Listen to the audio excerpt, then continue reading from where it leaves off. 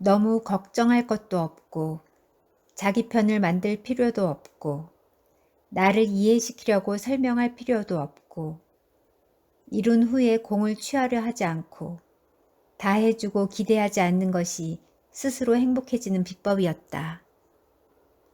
안녕하세요. 책소리의 서다입니다.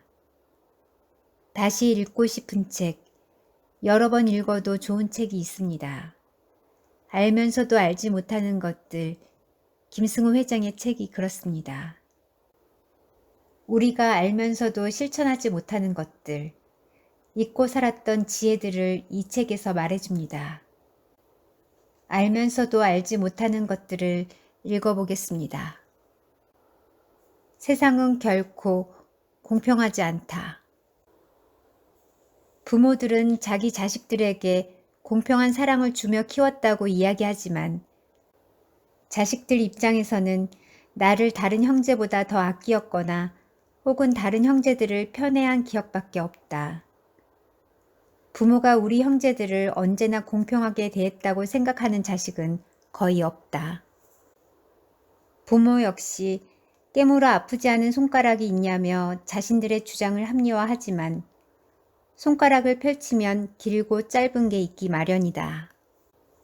할머니를 그다지 좋아하지 않는 손자들도 다른 손자들만 편애하면 시기하거나 서운해한다.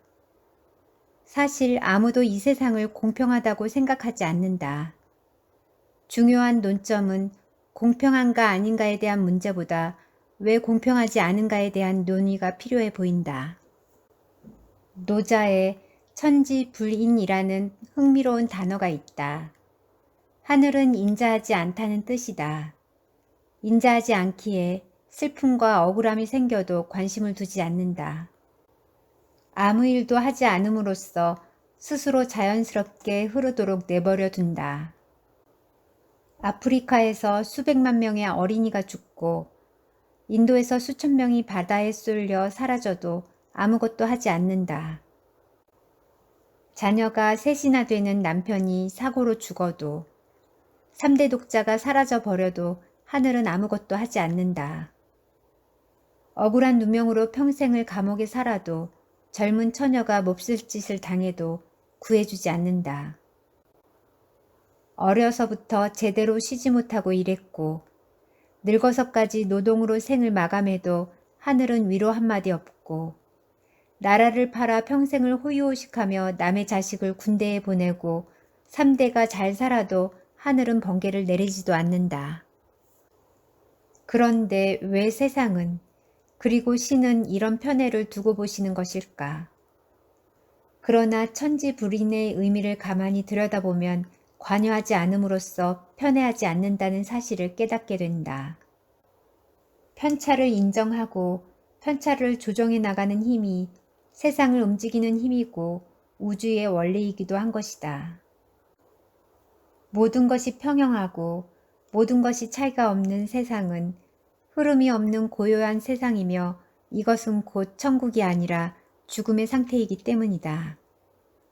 높고 낮음이 없고 춥고 따뜻함이 없으며 좁고 넓음이 없고 어둡고 밝음이 없다면 세상은 전혀 흐르지 않는다. 흐르지 않는 모든 것은 결국 죽은 것이다. 피도 흘려야 사람이 살고 강도 흘러야 생명이 살고 돈도 돌아야 경제가 성장한다. 결국 하늘은 혹은 하나님은 흐름을 막는 어떠한 행동도 하지 않음을 통해 세상을 운영하는 것이다. 그러나 흐름에는 순류와 역류가 있다. 순류란 높은 곳에서 낮은 곳으로 흐르듯 자연스러운 모든 것을 말한다. 역류란 이에 반해 세상을 거칠고 험하게 만드는 것을 말한다. 순류는 평화와 안락의 시대로 문화가 만들어지며 역류는 광분한 집단이 변혁의 이름으로 폭동과 전쟁을 만들어낸다. 세상은 순류와 역류가 끝없는 자리바꿈을 한다. 포악하고 거친 지도자들이 한 시대를 망치면 명분을 앞세운 의로운 지도자가 나타나 다시 순류를 만든다. 평화가 지나고 탐욕이 휘감고 결핍의 시대가 오면 위인으로 가장한 지도자들이 다시 역류를 만든다. 지난 수천 년간의 거시적 인류의 역사 속에서 신은 역류의 시대에 불의를 끊어내려 한 적도 없고 순류의 시대를 유지하기 위해 도움을 준 적도 없다. 이곳이 지옥의 시대이건 천국의 시대이건 우리들이 하는 모습을 냉정하게 지켜보고 있을 뿐이다. 신은 우리를 죽은 후에 천국과 지옥으로 나눠 보내는 것이 아니다. 세상이 공평하다고 믿는 사람들은 세상에서 불합리한 대우를 받거나 자신이 저지르지 않은 일로 고통을 받으면 이 세상을 비관하고 타락한다.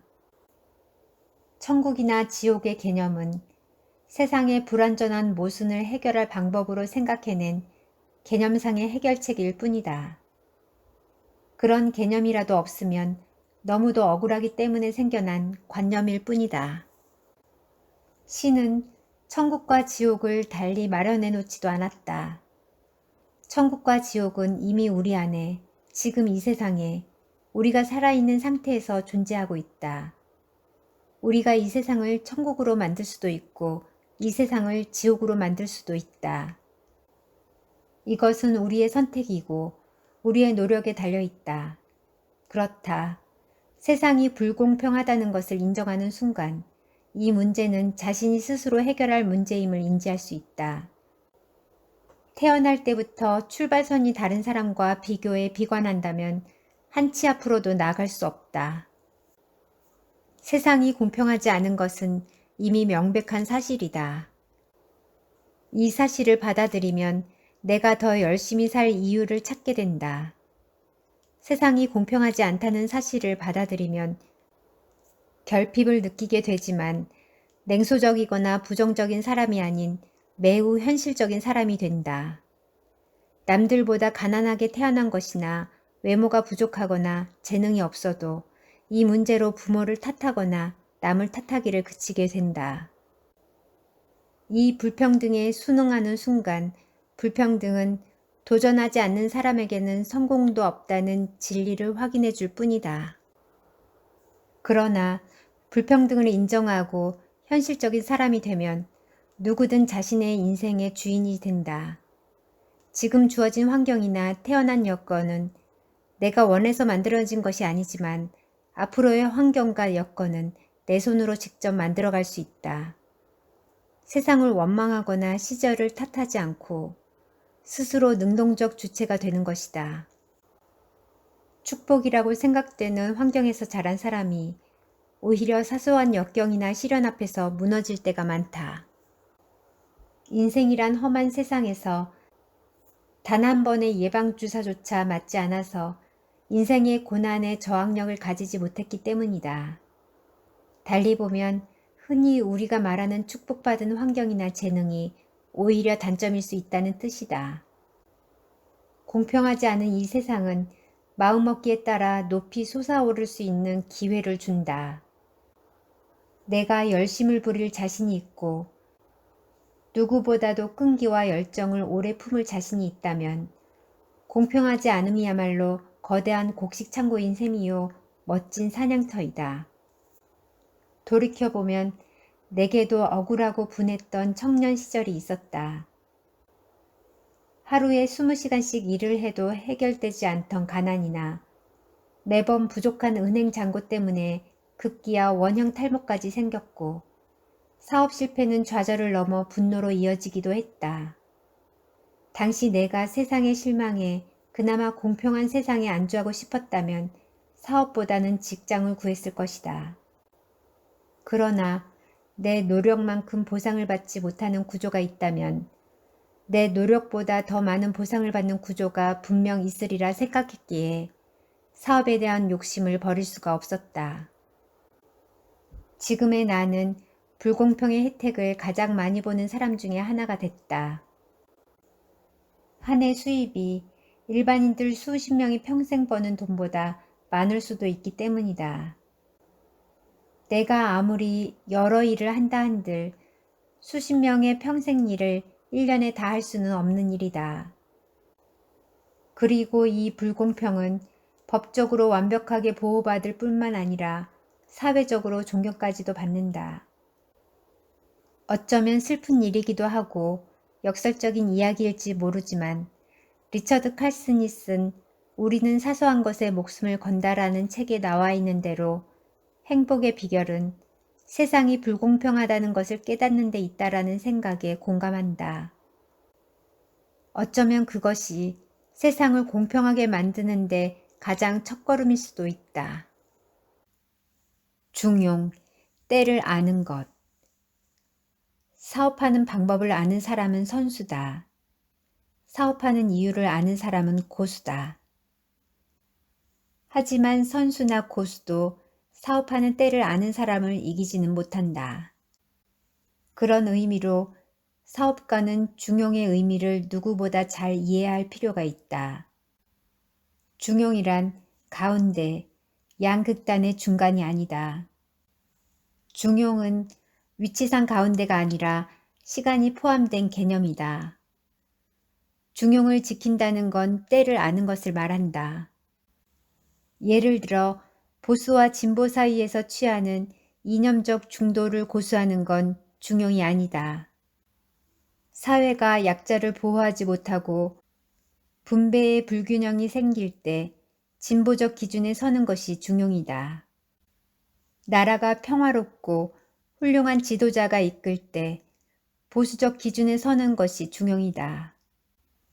자산의 원금이 보장되기 어려운 경제 환경에서는 긴축 지출이 중용이다. 경기 성장률이 높고 호경기라면 투자 확대가 중용이다. 아이가 자라기 전에는 안아주고 감싸는 것이 중용이고 아이가 자라면 관심을 거두고 야단을 치는 것이 중용이다. 부정한 아랫사람은 바로 내치는 것이 중용이고 남은 자들에겐 보너스를 챙겨주는 게 중용이다. 잘못했을 때 엄하게 혼내는 것이 중용이고 잘하면 공개적으로 칭찬해주는 것이 중용이다.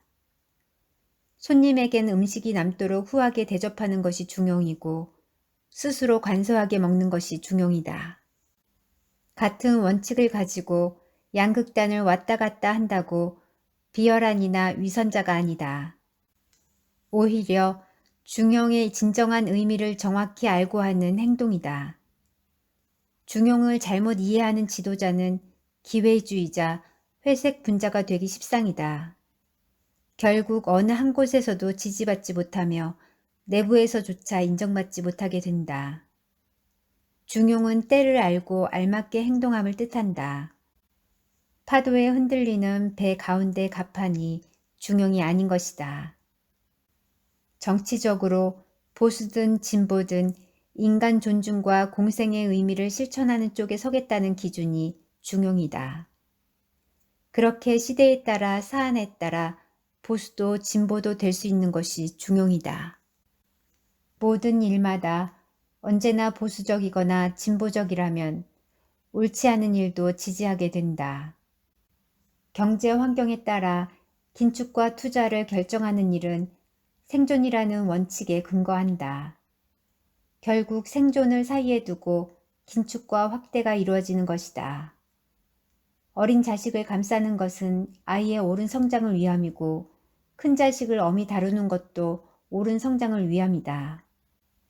부정한 직원에게 냉정하고 성실한 직원에게 후한 것은 공정함이 원칙이란 뜻이다.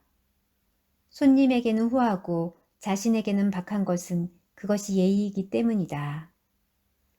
중용을 제대로 이해하면 이렇게 양극단을 자유롭게 오가도 마음에 걸릴 게 없다.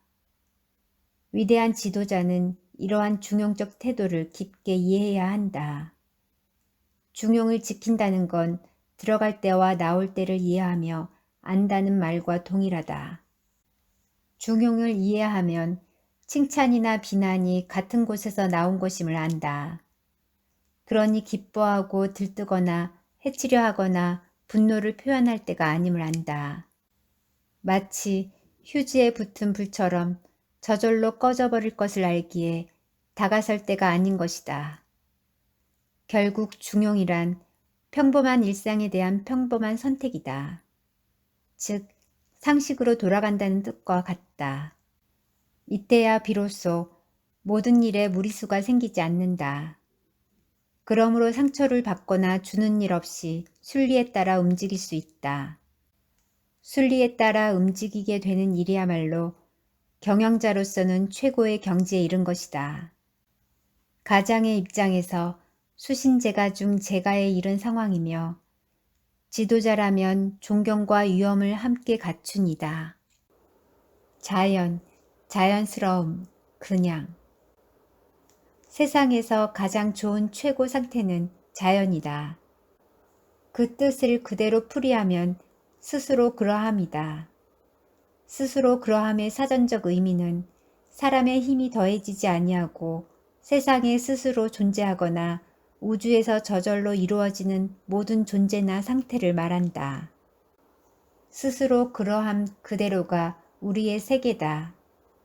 이것은 나쁘다, 좋다, 옳다, 그르다 평가할 수 없다. 그냥 거기 있는 것이다. 누군가를 진정으로 사랑하면 이유가 사라진다. 어떤 것은 마음에 들고 어떤 것은 옳고 어떤 것은 싫은지 상관이 없어진다. 그냥 사랑하게 된다. 그 사람을 바꿀 생각도 바꿀 이유도 찾지 못한다. 자연과 그냥은 그 자체가 사랑이다. 가을은 가을대로 아름답고 봄은 봄대로 아름답다. 사람도 그와 같다. 그가 누구이든 그대로 아름답다. 언젠가 나는 공원 벤치에 앉아 있다가 놀라운 경험을 한 적이 있다. 이제 막 걸음마를 뗀 사내 아이를 봤는데 정말이지 참 못생긴 아이였다. 어린 아이를 보고 못생겼다는 말을 하기에는 죄책감이 드는 일이나 누가 봐도 참 못생긴 아이였다. 인사차 건네는 칭찬조차 입이 떨어지지 않는 상황이었다. 그런데 그 부모 눈에 보이는 아이는 내 눈에 보이는 그 아이가 아니었다. 아장아장 걷는 걸음을 보며 너무 예뻐서 부부가 어쩔 줄 몰라 했다. 처음엔 이 젊은 부부는 부모라서 자신들의 아이가 예쁘지 않아도 그저 예쁘다고 하겠거니 생각했다. 그러다 순간 그게 아닐지도 모른다는 생각이 들었다. 젊은 부부의 눈에는 정말로 아이가 너무나 예쁘게 보일 수도 있겠다는 생각이 든 것이다. 자신들이 낳아서가 아니라 정말 너무 예뻐 보여 예쁘다고 하는 것일 수 있다고 말이다. 이내 나도 그 부모의 시선으로 아이를 다시 바라봤다. 그러자 갑자기 아이가 정말 잘생겨 보이는 게 아닌가. 오래 걸릴 것도 없었다. 정말 순간적으로 아이는 잘생긴 아이로 탈바꿈돼 보였다. 아이가 갑자기 예뻐 보인 건 내가 어린아이 얼굴에 대해 편견을 갖고 있었음을 깨달았기 때문이다. 아름다움에는 기준이 없다. 무엇이 더 아름답고 덜 아름답다는 기준 자체가 없다. 그런데 내 안에 만들어진 기준을 두고 이 기준에 따라 못생겼다 혹은 예쁘다로 나누었던 것이다. 아이는 그대로 아름다웠다. 자연, 자연스러움, 그리고 그냥이야말로 가장 행복한 상태로 가는 지름길이다. 물은 그릇에 따라 그 모양을 바꿔 안착한다. 그것이 자연스러움이다. 자연스러움은 실수가 없다. 실수가 사라진 상태가 자연스러움이다.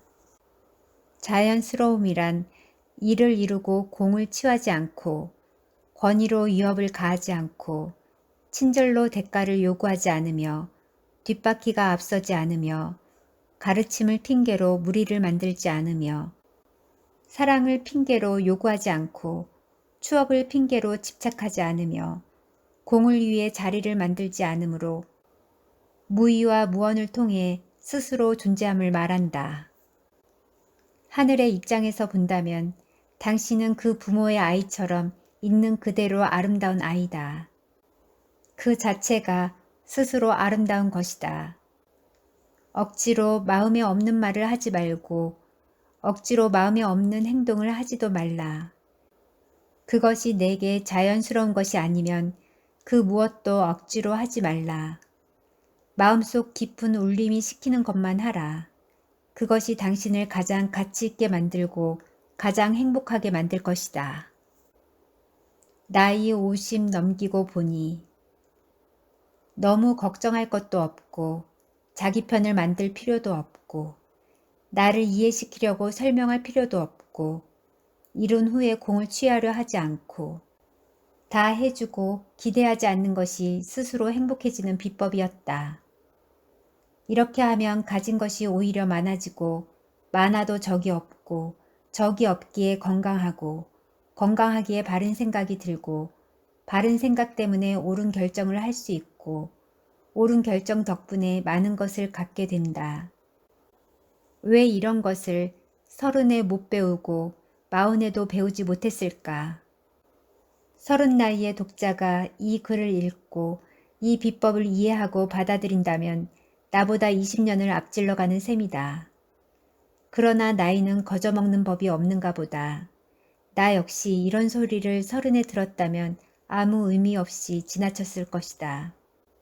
주변에 젊음을 부러워하기보다 나이 든 지금을 행복해하고 인생 후반을 즐겁게 맞이하는 분들이 생각보다 제법 많다. 젊은이들은 젊다고 자랑하지만 그들이 나이 들 때까지 산다는 보장도 없으니 늙어가는 것 자체만으로도 멋진 일이다. 멋지게 늙는 것처럼 인생에 멋진 것은 없다. 멋지게 젊은 것은 누구나 할 수 있기 때문이다. 어른들의 말씀과 고전에 쓰인 가르침이 새삼 고마울 뿐이다. 이제 모든 사람을 좋아하지 않아도 될 나이가 되니 무엇을 판단하는 것처럼 간단한 일이 없고 추측하는 것처럼 쉬운 일이 없다. 하지만 잘못된 추측과 잘못된 판단이 주는 대가처럼 혹독한 것도 없다. 깨달음을 얻었다고 하는 순간 실제 깨달음은 멀리 달아나 버린다. 옳고 그름의 경계가 흐릿해지고 바르고 그른 일의 경계도 감히 말하기 힘들어진다. 밝고 어두운 것이 나뉘어 있는 게 아니라 그 자체가 하나다. 삶과 죽음 역시 다른 상태가 아니라 하나의 상태를 달리 말할 뿐이다. 이 세상 모든 것은 본래 나쁘지도 좋지도 않다. 옳고 그름도 아니며 추하거나 아름다운 것도 아니다.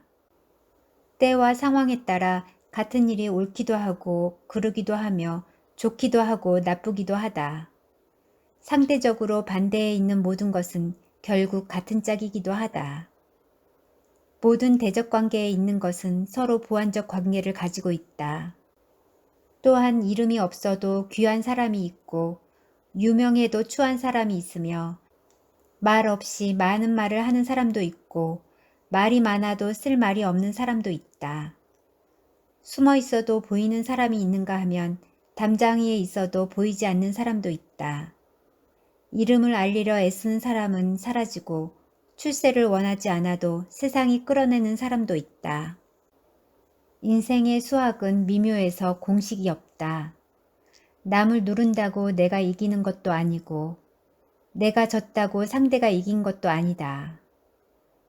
누군가 날 행복하게 해주길 바란다면 불행해지고 누군가를 행복하게 해주려 하면 내가 행복해지니 이런 방정식은 세상에 없다.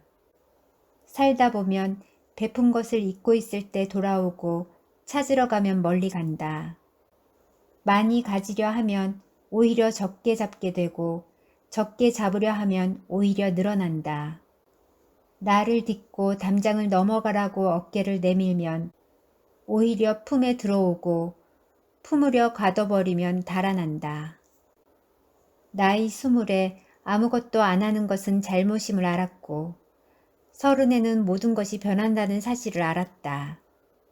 40에는 참된 성공은 양이 아니라 질이라는 것을 알았다. 이제 50이 넘어 모든 사람을 다 좋아하지 않아도 될 나이가 되니 이제야 비로소 무엇을 해야 하는지, 무엇을 지켜야 하는지, 무엇이 가치 있는 것인지 알게 되어 겨우 모든 사람이 좋아진다. 이제 분별을 미루고 똑똑한 척을 그만두기로 했다. 똑똑한 척을 할 때는 모든 것이 우습더니 분별을 미루고 보니 그 어떤 것도 함부로 할 수 없음을 알게 됐다. 나이가 들어 모든 분별이 사라지니 오히려 판단하기 쉽고 추측할 필요가 없어져서 너무 좋다. 여기까지 알면서도 알지 못하는 것들 일부를 읽어드렸습니다. 좋아요, 구독은 영상 제작의 힘입니다. 감사합니다. 책소리의 서다였습니다.